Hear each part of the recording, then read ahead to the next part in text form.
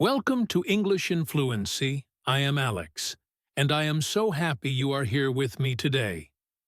We have a very special, very long, and very detailed session ahead of us, so get comfortable, maybe grab a cup of tea or coffee, and relax.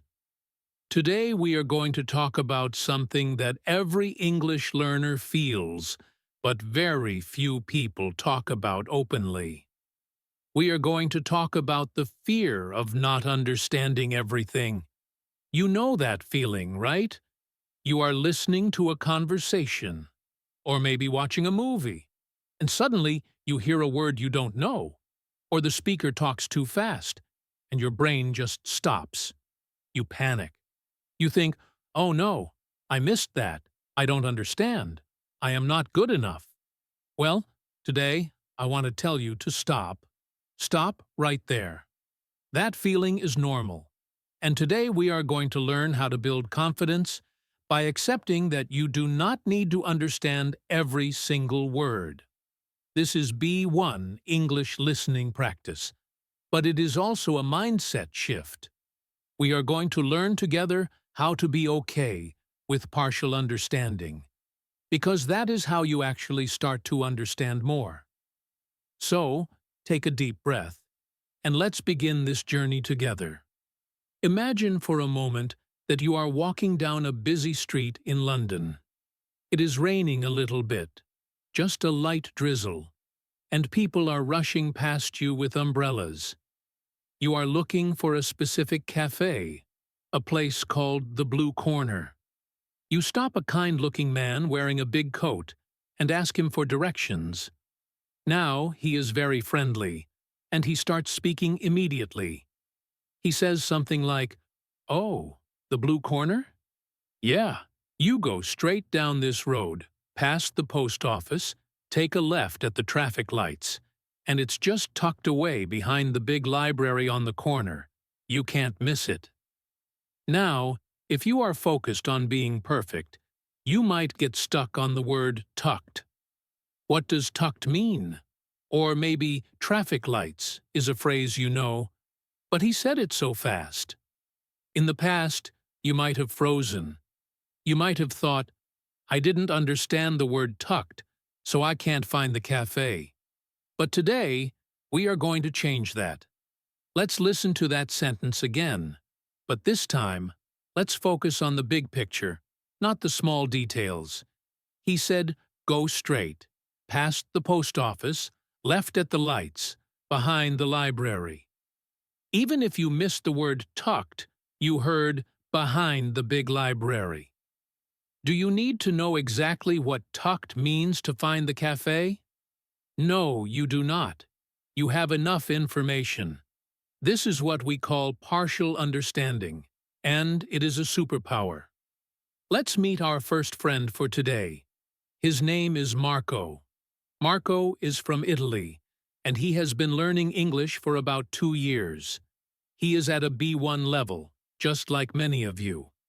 Marco loves football, or soccer, and he decided to join a local amateur team in his city to practice his English and make friends. The first day of training was exciting but also terrifying for him. The coach, a man named David, gathered everyone around and started giving instructions. David was speaking fast, with a strong local accent, and there was noise from traffic on the nearby road. Marco was trying so hard to catch every single word. He wanted to be perfect. He wanted to show he was smart. David said, "All right, lads, I want you to pair up, 1 ball between 2, and focus on your first touch. Keep it low, and communicate. Talk to each other. Don't be silent." Marco heard pair up and ball. But then he missed first touch. He started sweating. He thought, what is a first touch? Is it a special move? If I don't know, I will fail. He became so worried about that one missing phrase that he completely missed the instruction to communicate and talk to each other. So, when the drill started, Marco stood silently, just kicking the ball back and forth, because he didn't realize he was supposed to be talking. After the practice, Marco felt sad. He thought his English was terrible because he missed a phrase. But later, he talked to another player, a friend named Sam. Sam asked, "How did you find the training?" Marco said, "It was hard. I didn't understand the coach. He said something about a touch." Sam laughed and said, "Oh, first touch? That just means controlling the ball when it comes to you.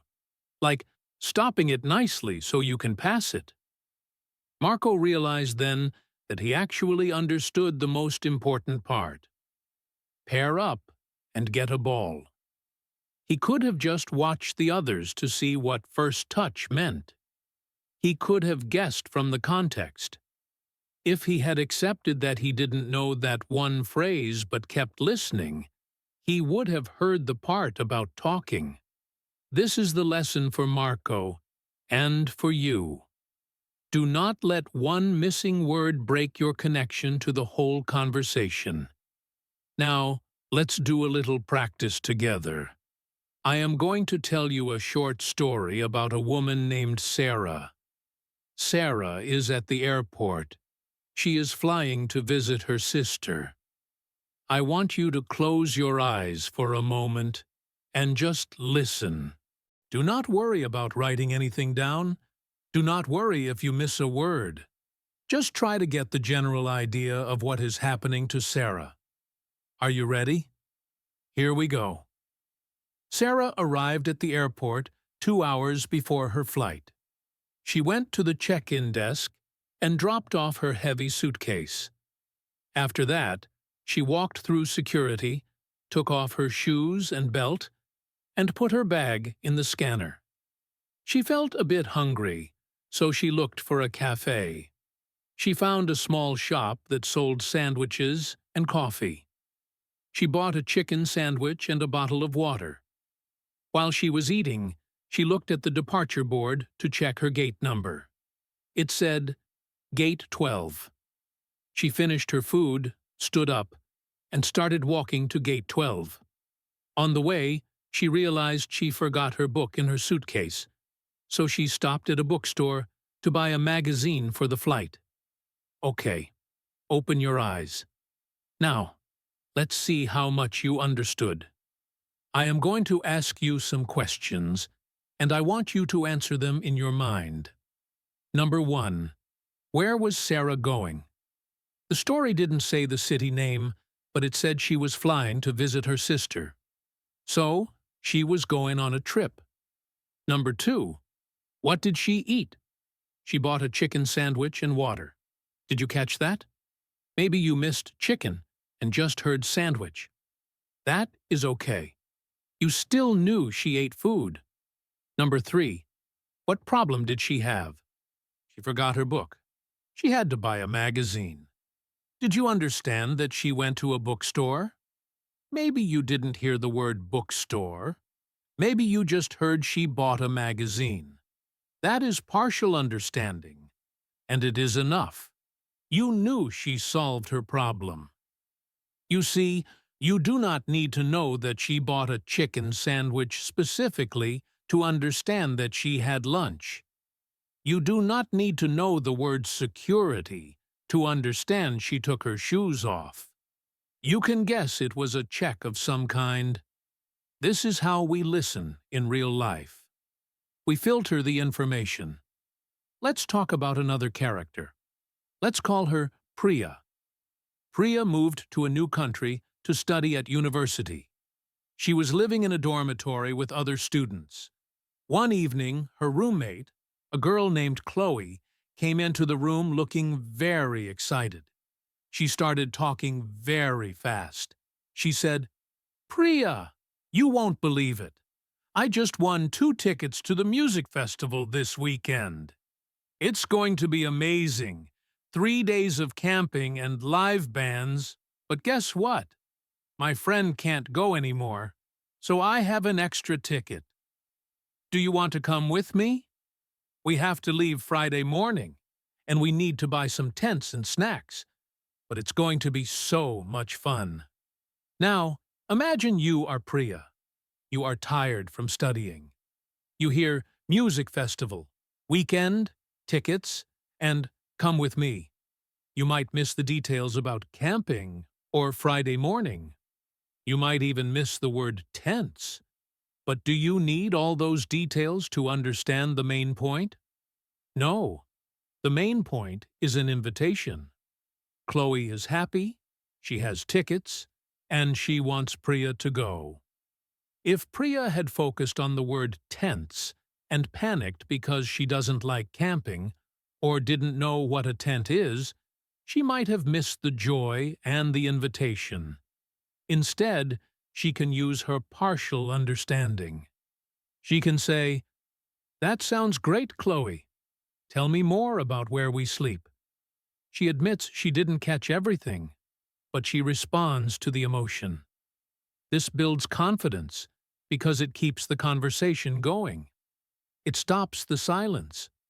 So often, we are afraid to speak because we didn't hear everything. But responding to what you did hear is the key to fluency. Fluency is not knowing every word. It is about navigating the conversation even when you don't. I want you to think about listening to English like watching a movie with the sun shining on the screen. Sometimes the glare is so strong you can't see the actor's face perfectly, but you can still see the action. You can still understand the story. If you focus too much on the glare, the words you don't know, you miss the movie. But if you relax and watch the movement, you enjoy the show. That is what we are doing here. We are learning to enjoy the show, even when the screen is a bit blurry. Let's try another listening exercise. This one is a bit faster. Imagine a man named Mr. Thompson. He is an old man who loves gardening. He is talking to his neighbor about his tomatoes. "You know, these tomatoes are giving me a hard time this year. I think the rain has been too much, and the soil isn't draining well. I tried adding some fertilizer last week, but the leaves are still turning yellow. I might have to move them to the raised beds near the fence where they get more sun. It's a lot of work, but fresh tomatoes taste so much better than the ones in the supermarket, don't they?" Okay, that was a lot of information. Let's break it down simply. What is the problem?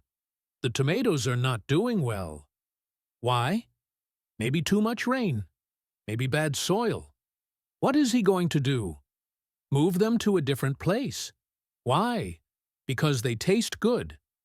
Now, let's say you didn't know the word fertilizer. That is a hard word. It sounds complicated. If you stopped at fertilizer, you might get lost. But if you just skip it, you hear, "I tried adding something last week, but the leaves are still turning yellow." You can guess that the something was meant to help the plant, but it didn't work. You don't need the exact word fertilizer to know the plant is sick. You don't need to know what draining means exactly to know the rain is a problem. You hear rain and too much, and you know that is usually bad for gardens. This is using your logic. You know how the world works. Use that knowledge to help your English. We often think that listening is just about ears, but listening is about your brain connecting what you hear to what you already know. When you listen, do not turn off your brain. Ask yourself, what is probably happening here? For example, if you are at a train station and you hear the word delayed, you don't need to hear the rest of the sentence to know the train is late. You know what delayed means, or you can guess from the annoyed faces of the people around you. Context is your best friend. Let's talk about a character named Lucas. Lucas is working in an office. He is not the manager, just part of the team. One morning, his boss, a woman named Janet calls a quick meeting. Janet says, "Okay, everyone, quick update. The client changed the deadline for the project. We now need to have the final designs ready by Thursday morning instead of Friday. I know this is short notice, but if we buckle down and focus, we can get it done. Sarah, you handle the graphics. Tom, you work on the text. Lucas, can you please check all the emails and make sure we have the latest requirements from the client? Let's meet again at 4 o'clock to check our progress."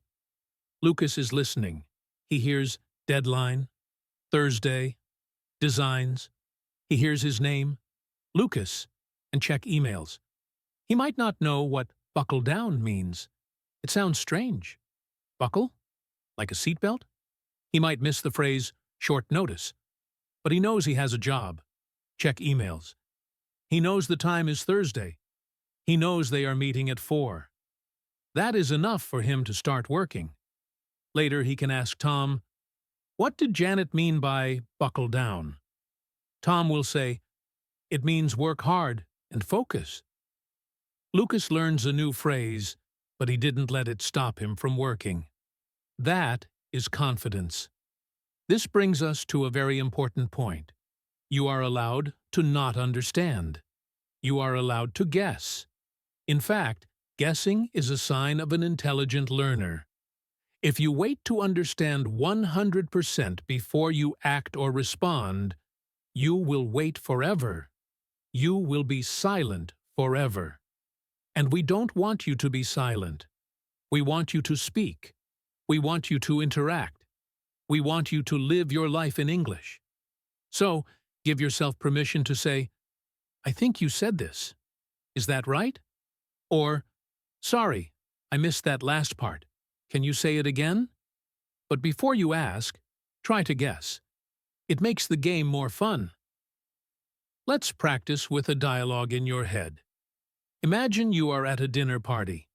You are sitting next to a woman named Anna. Anna is telling you about her holiday. She says, "We went to this amazing island in the Pacific. The water was so clear you could see the fish swimming right under your feet. We stayed in a little bungalow on the beach. Every morning we woke up to the sound of waves. It was absolute paradise, except for the mosquitoes. They were terrible at night. We had to use so much spray." Now, you might not know what a bungalow is. Is it a house? A boat? A hotel? You might not know paradise if you haven't learned that word yet. But you hear island, beach, water, waves. You know she is near the ocean. You hear mosquitoes and spray. You know there were bugs. You can say to Anna, "Wow, an island sounds beautiful, but the mosquitoes sound annoying." You just participated in the conversation perfectly, even without knowing bungalow or paradise. You focused on the parts you understood. I want to share a story about a student named Omar. Omar was very shy. He used to carry a dictionary everywhere he went. If someone said a word he didn't know, he would stop the conversation, look it up in his book, and then try to continue. By the time he found the word, the moment had passed. People lost interest. The conversation died. Omar knew many words, but he couldn't communicate. One day, he lost his dictionary. He was panicked. He had to go to a shop to buy groceries. The shopkeeper asked him, "Do you have a loyalty card with us?" Omar didn't know loyalty. He froze. He couldn't check his dictionary. He looked at the shopkeeper's face. The shopkeeper was holding a small plastic card. Omar realized he was asking about a card for the shop. Omar just shook his head and said, "No, sorry." The shopkeeper smiled and said, "No problem." Omar realized that day that he didn't need the dictionary. He survived. He bought his food. He communicated. After that, Omar stopped carrying the dictionary. He started guessing. He started listening to the big ideas. And you know what? His English improved faster than ever before because he was listening more and looking in books less. So, how can you practice this at home? You can listen to podcasts like this one or watch videos on YouTube. Don't use subtitles all the time, or if you do, turn them off for 5 minutes. Just listen. Let the words wash over you like water. If you catch a word, great. If you don't, let it go. Focus on the tone of the voice. Is the speaker happy? Sad? Angry? Surprised? You can understand so much just from the tone. For example, if I say, "I really love this pizza," you know I am happy even if you don't know the word pizza, because my voice goes up. If I say, "I am so disappointed with this pizza," my voice goes down, it sounds serious. You understand the feeling. That is a huge part of communication. Let's try a tone exercise. I will say a sentence, and I want you to guess how I am feeling just from my voice. Ready? I can't believe he did that. Did I sound angry? Maybe surprised? Now imagine I say it like this. I can't believe he did that. With a soft, quiet voice. Now I sound sad or hurt. The words are exactly the same, but the meaning changes. This is listening. It is not just about vocabulary, it is about human connection. We have covered a lot in this first part. We talked about Marco and the football training, Sarah at the airport, Priya and the music festival, Mr. Thompson and his tomatoes, Lucas in the office, Anna at the dinner party, and Omar with his dictionary. All these stories have one thing in common. In each story, the person could have focused on what they missed, but they learned to focus on what they heard. They learned to be okay with the gaps. I want you to remember this feeling. The feeling of relief. You do not have to be perfect.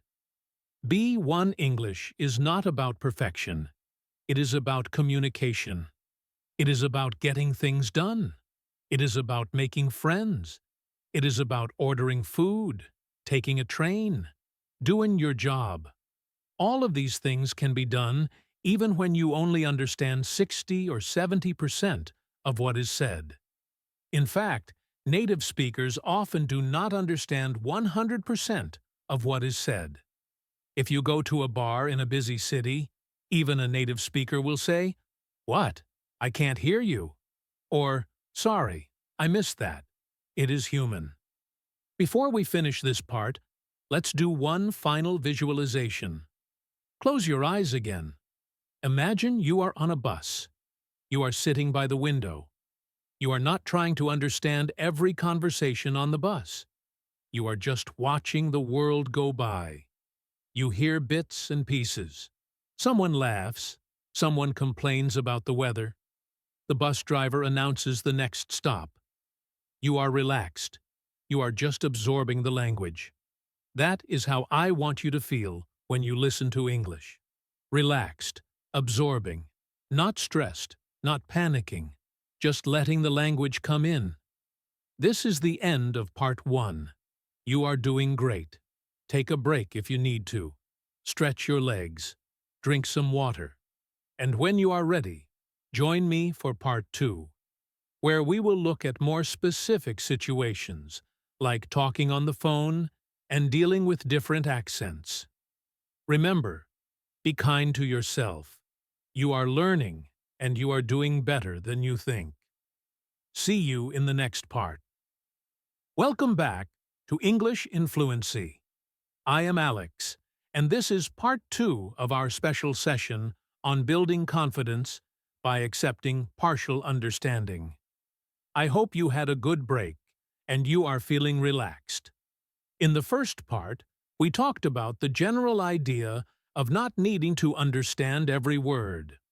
We looked at stories like Marco at football training and Sarah at the airport. Now, in this part, we are going to dive into some specific situations that many learners find difficult. We are going to talk about talking on the phone, understanding different accents, and dealing with fast background noise. These are situations where even advanced learners can feel lost. But with our new mindset, you are going to see that you can handle them.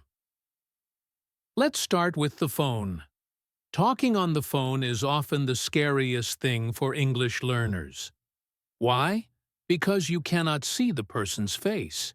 You can't see their lips moving or their hands gesturing. You only have the sound. It makes it much harder to guess the meaning. But it is not impossible. Let's imagine a man named Hugo. Hugo has just moved to a new apartment. He needs to set up the internet. He has to call the service provider. He is nervous. He dials the number. A robot voice answers. Welcome to ConnectNet. For sales, press 1. For technical support, press 2. For billing, press 3. Okay, this is a machine. It is repetitive. Hugo listens. He needs to set up new internet, so that is probably sales. He presses 1. Then he waits. Music plays. Finally, a real person answers. Thanks for calling ConnectNet. My name is Jenny. How can I help you today? Hugo takes a deep breath. He says, Hello, I want to buy internet. Jenny says, Great, I can help you with that. Can I have your name and address, please? Hugo gives his details. Then Jenny starts talking fast. Okay, we have a few packages available. The basic plan is $30 a month for up to 50 megabits per second. The standard plan is $50 and gives you up to 100 megabits, which is better for streaming. Or we have the Pro plan for $80, which is unlimited and great for gaming. Which one sounds good for you? Hugo freezes. He hears $30, $50, $80. He hears basic, standard, pro. He understands the numbers perfectly. But he misses megabits, streaming, and gaming. He thinks, oh no, what are these things? I don't know technical words. But Hugo remembers our lesson. He focuses on what he knows. He knows the prices. He knows there are 3 options. He thinks about his needs. He just uses the internet for email and reading news. He doesn't play games. So he guesses that the cheapest one is probably fine. He doesn't need to know exactly what a megabit is. He just says to Jenny, I think the basic plan is good, $30. Jenny says, perfect choice. When would you like the installation? Hugo succeeds. He navigated the call without understanding the technical details. He used the numbers and his own logic to choose. That is confidence. Now, let's talk about accents. English is spoken all over the world, and it sounds different everywhere. In London, it sounds one way. In Texas, it sounds another way. In Australia, it sounds different again. In Scotland, it can be very hard to understand. Even native English speakers from America sometimes struggle to understand a strong Scottish accent. So, please, do not feel bad if you cannot understand a strong accent immediately. It is not just you. Let's meet a character named Aisha. Aisha is working as a receptionist in a hotel. A guest comes to the desk. He is a farmer from a rural part of the country, and he has a very thick, strong accent. He says, Good morning. I'm looking for a room for the night. Do you have anything available with a view of the river? Me wife is tired from the drive. Aisha is used to the textbook English she learned in school. This man is swallowing his sounds. He says mornin' instead of morning. He says ya instead of you. Aisha feels a moment of panic. It sounds like a different language, but she stays calm. She focuses on the words she recognizes. She hears room, night, view, river, and wife.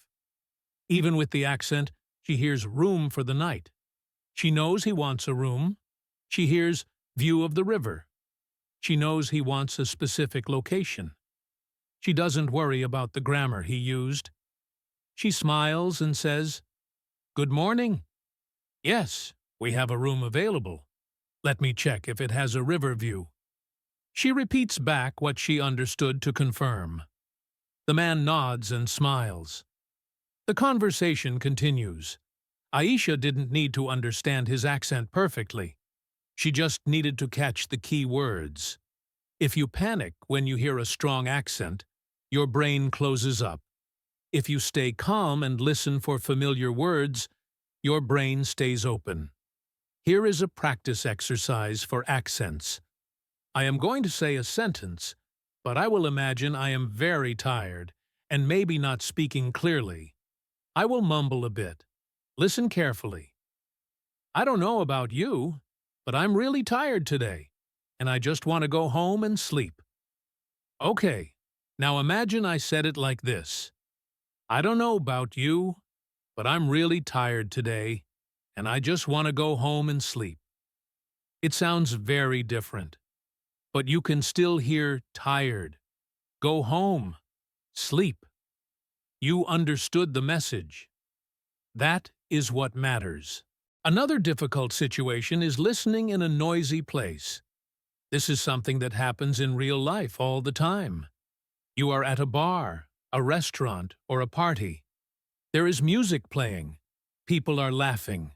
Glasses are clinking. It is loud. In this situation, nobody can hear perfectly. Everyone has to ask people to repeat themselves. Let's look at a story about two friends, Carlos and Liam. They are at a loud sports bar watching a football match. The crowd is cheering. It is very noisy. Carlos leans over to Liam and shouts, "Do you want another drink?" Liam looks at him. He hears drink. He sees Carlos holding an empty glass. Liam nods and shouts back, "Yes, I'll have a beer." Carlos goes to the bar.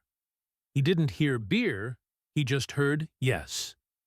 He comes back with 2 drinks. Maybe he got beer, maybe he got a soda. The point is, they are communicating despite the noise. They are not worrying about grammar or full sentences. They are using single words and body language. If you are in a noisy place and you try to understand every syllable, you will get a headache. Instead, accept that it is noisy. Accept that you will only catch words here and there. Use the environment to help you. If everyone is laughing, someone probably told a joke. You don't need to hear the joke to laugh along and be part of the group. If everyone is looking at the TV screen and gasping, something exciting happened in the game. You can watch the screen to understand. Listening is not just about your ears, it is about your eyes and your brain working together. Let's talk about a different kind of listening now. Listening to instructions. This happens at school, at work, or even when you are assembling furniture. Instructions can be boring and full of difficult words, but often the key is in the verbs. Let's say you buy a new chair. You have to put it together. You read the manual or listen to a video tutorial. The instructor says, first, align the holes in the seat with the screws on the base. Then, insert the bolts and tighten them with the wrench. Finally, attach the backrest by sliding it into the grooves. Wow! Align, insert, bolts, tighten, wrench, grooves. These are hard words. But imagine you are just listening, not reading. You hear, first, seat, screws, base. You look at the pieces. You see a seat and a base with screws. You guess you have to put them together. Then you hear, insert, tighten. You know you have to put something in and make it tight. You see a wrench tool. You use it. You figure it out.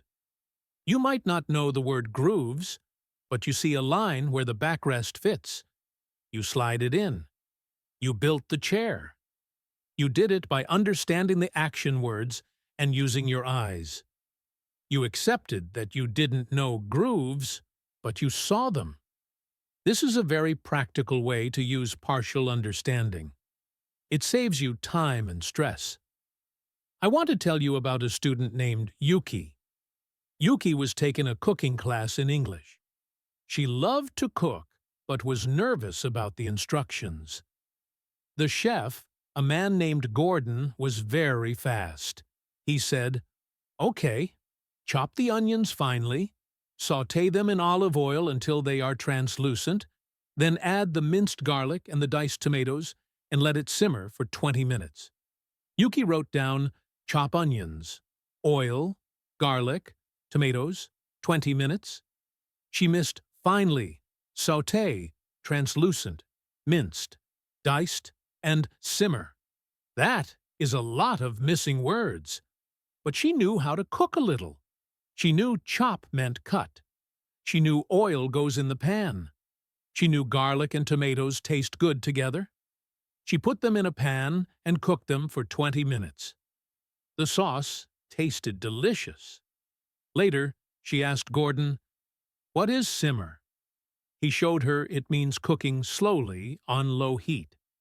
She learned a new word, but she still finished the recipe first. She didn't let the missing words stop her from cooking. Sometimes we listen to something and we understand absolutely nothing. It feels like a wall of sound. This happens. Maybe the speaker is talking about a topic you know nothing about, like quantum physics or advanced economics. Or maybe they are speaking incredibly fast. In these moments, what should you do? The old you might panic and tune out. The new, confident, you can do something else. You can focus on the rhythm. You can focus on the words that repeat. If you hear a word repeated many times, that word is probably the topic.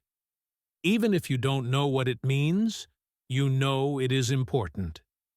You can also just try to relax and enjoy the sound of the language. This is called passive listening. It trains your brain to get used to the sounds of English, even if you don't know the meaning yet. It is okay to just listen and not understand. It is like listening to music. You might not know the lyrics, but you can enjoy the song. Let's try a quick exercise in passive listening with a purpose. I am going to speak a paragraph about a topic. I will use some B1 and B2 words, but I will speak naturally. I want you to count how many times you hear the word technology. Don't write anything else. Just count.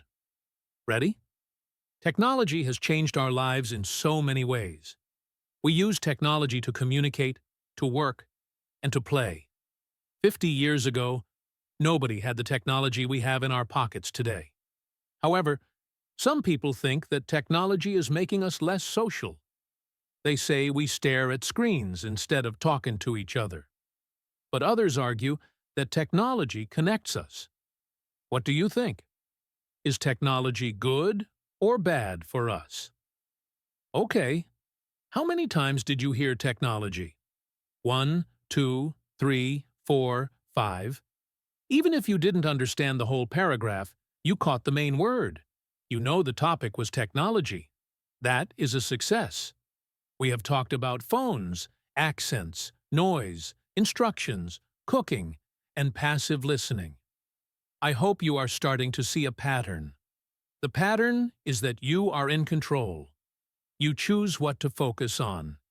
You choose to let the small things go so you can see the big picture. Confidence comes from knowing that even if you miss a step, you can find your way. Even if you miss a word, you can still communicate. Let's look at one more situation. Listening to the news. The news is difficult because the newsreaders speak very fast and formally. They use long sentences. Let's say you are watching the weather forecast. The meteorologist says, "We are expecting a high-pressure system to move in from the Atlantic. bringing clear skies and mild temperatures for the weekend, though there might be some scattered showers in the coastal regions on Sunday evening. That is a mouthful, but you just want to know if you need an umbrella for your picnic on Saturday. You listen for weekend and clear skies. You hear showers, but you also hear Sunday evening. Your picnic is Saturday. You are safe. You don't need to analyze the high-pressure system or Atlantic. You got the information you needed. You used the listening for a specific purpose. This is a great strategy. Before you listen, ask yourself, what do I want to know? Then, listen only for that answer. Ignore the rest. It saves so much energy. Think about a man named Sergey. Sergey listens to the news every day to practice.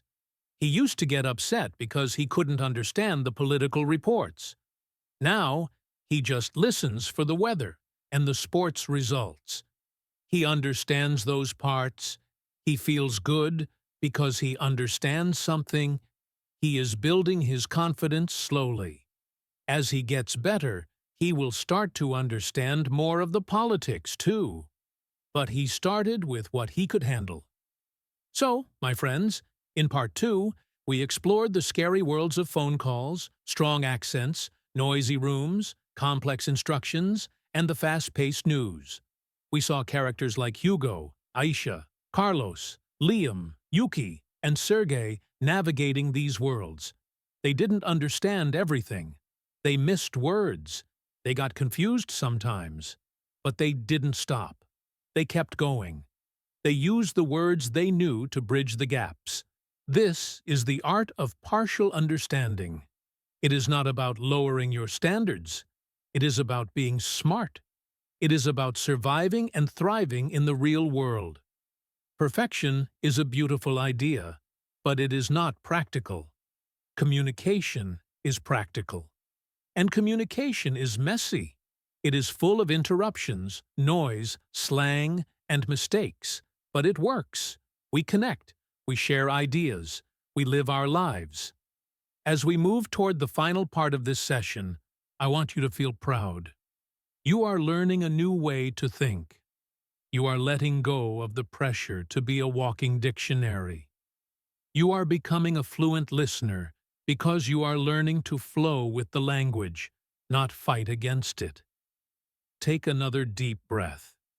Shake out your hands and shoulders. Relax. You are doing amazing work. Join me in Part 3, where we will wrap up with some final thoughts, a long immersive story to practice everything we have learned, and a special message to keep you motivated. See you there. Welcome back to the final part of our session here at English in Fluency. I am Alex, and I am so glad you have stayed with me through this long journey. We are in Part 3 now. We have talked about the mindset of partial understanding. We have tackled phone calls and accents, and now we are going to put it all together. In this final section, I am going to tell you a longer, more detailed story. This story will have many characters, some noise, some fast talking, and maybe even a confusing moment or two. Your job is to listen. Just listen. Don't worry about the words you miss. Follow the plot. Follow the emotions. At the end, I will check in with you to see how much you understood. Are you ready? Let's begin our story. Our story takes place in a small, busy village called Oakhaven.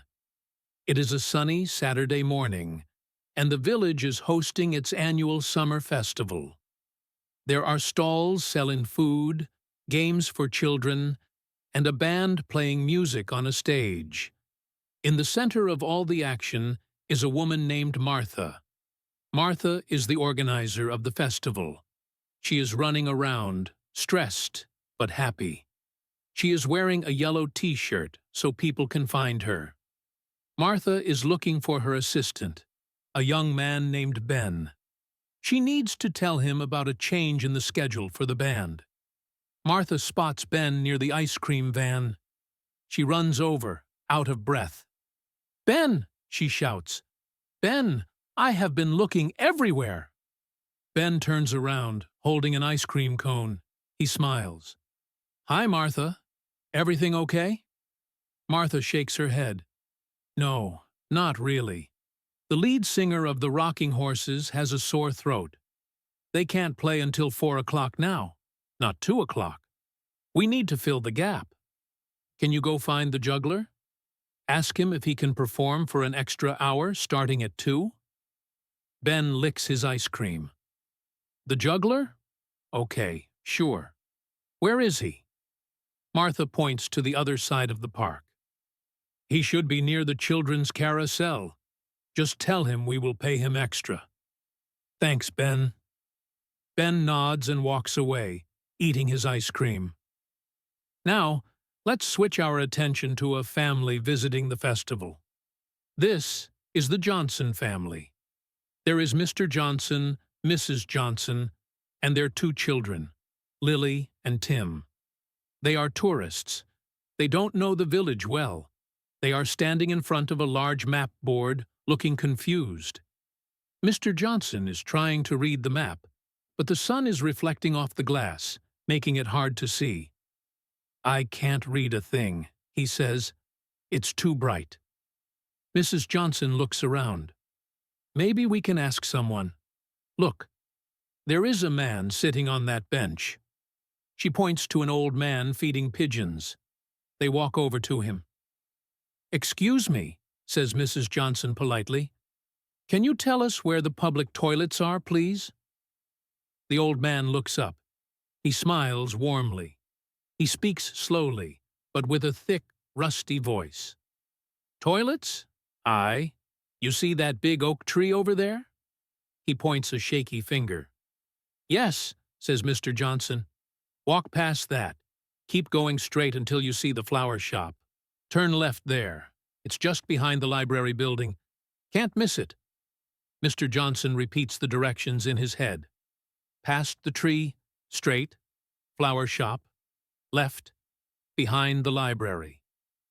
"Thank you very much," says Mr. Johnson. "You are very welcome," says the old man. The family walks off. Meanwhile, Ben has found the juggler. The juggler's name is Leo. Leo is juggling 3 bright red apples. Ben waits for him to finish. "Great show, Leo," says Ben.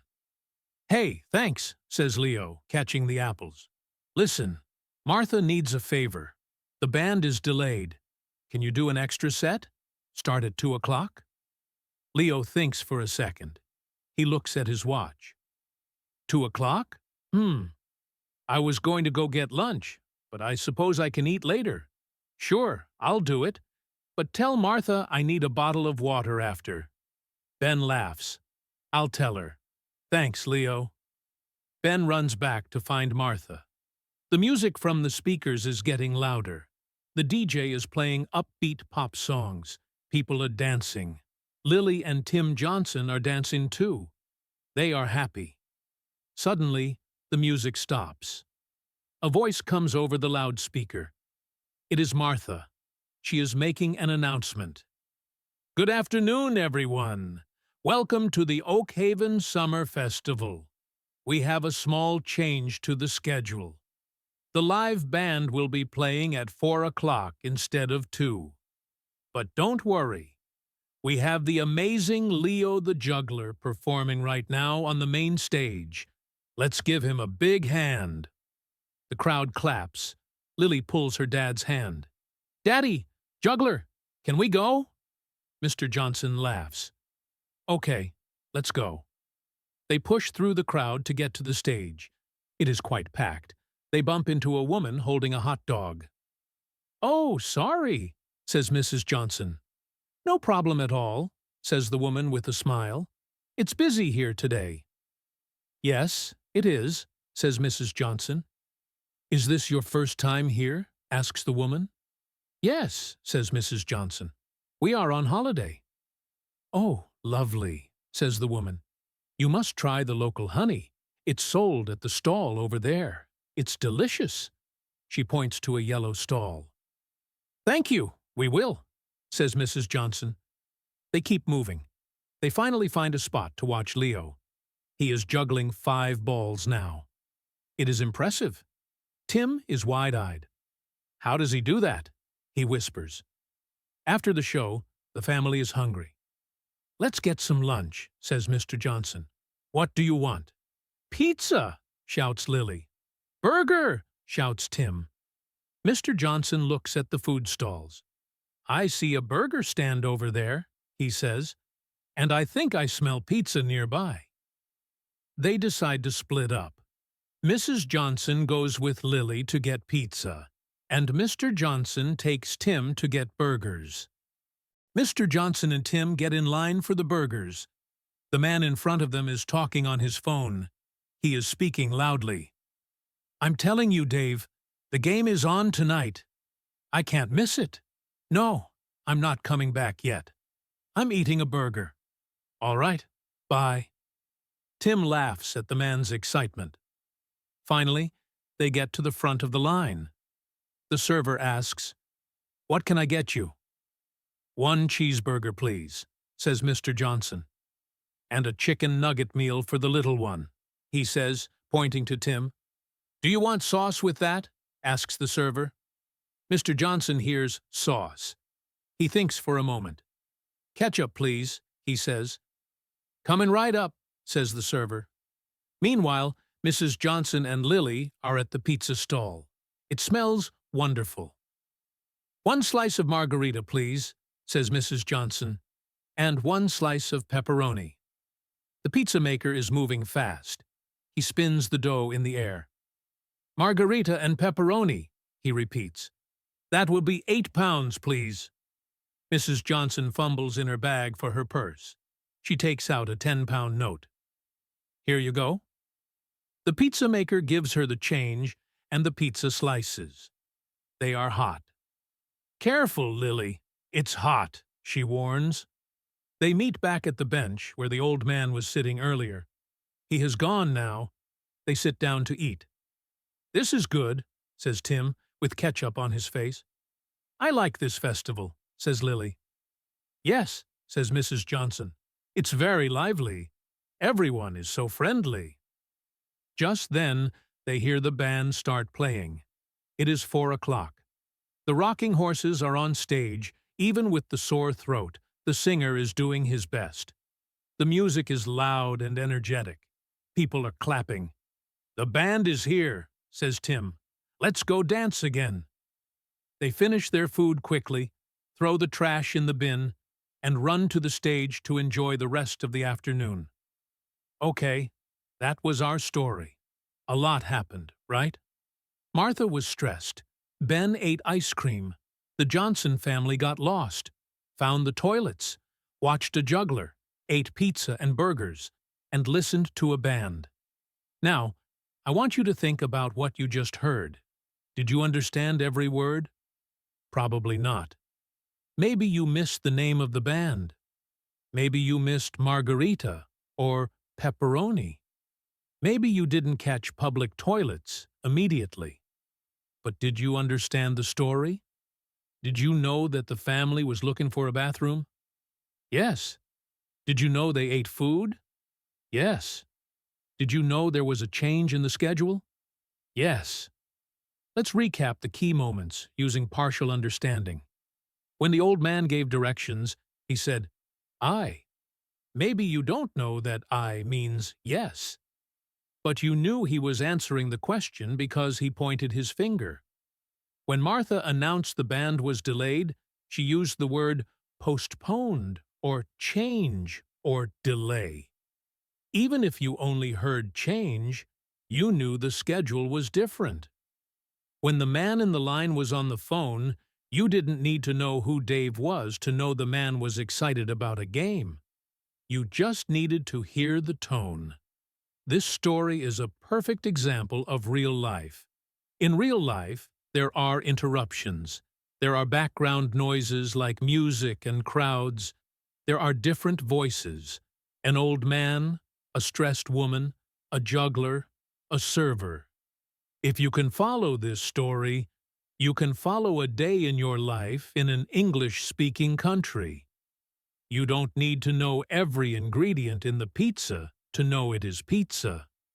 You don't need to know the singer's name to enjoy the music. I want to take a moment to talk about how you feel right now. We have been together for a long time.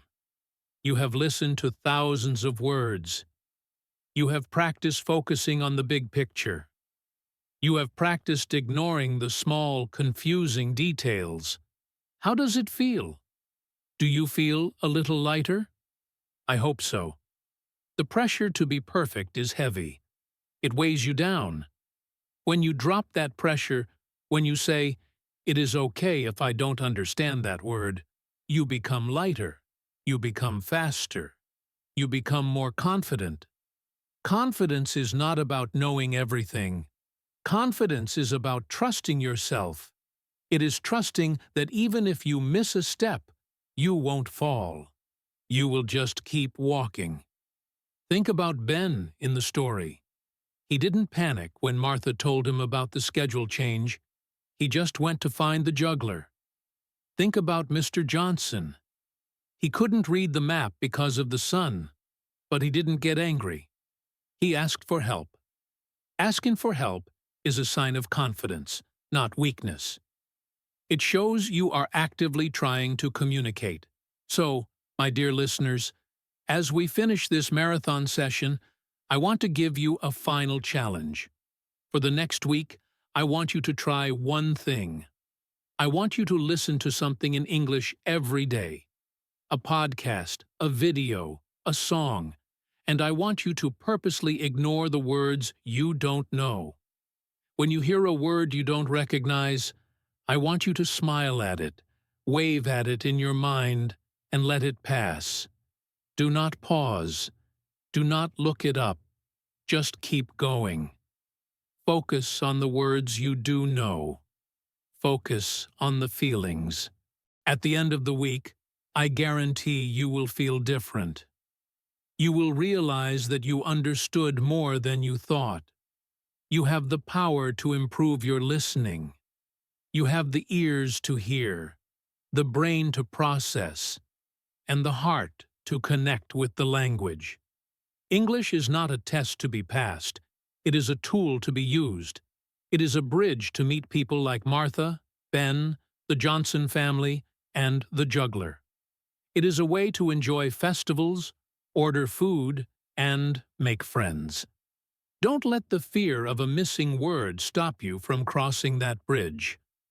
Thank you so much for listening to this extra-long episode of English in Fluency. I am Alex, and I was so happy to spend this time with you. If you liked this episode, please subscribe to the channel and turn on notifications so you don't miss the next one.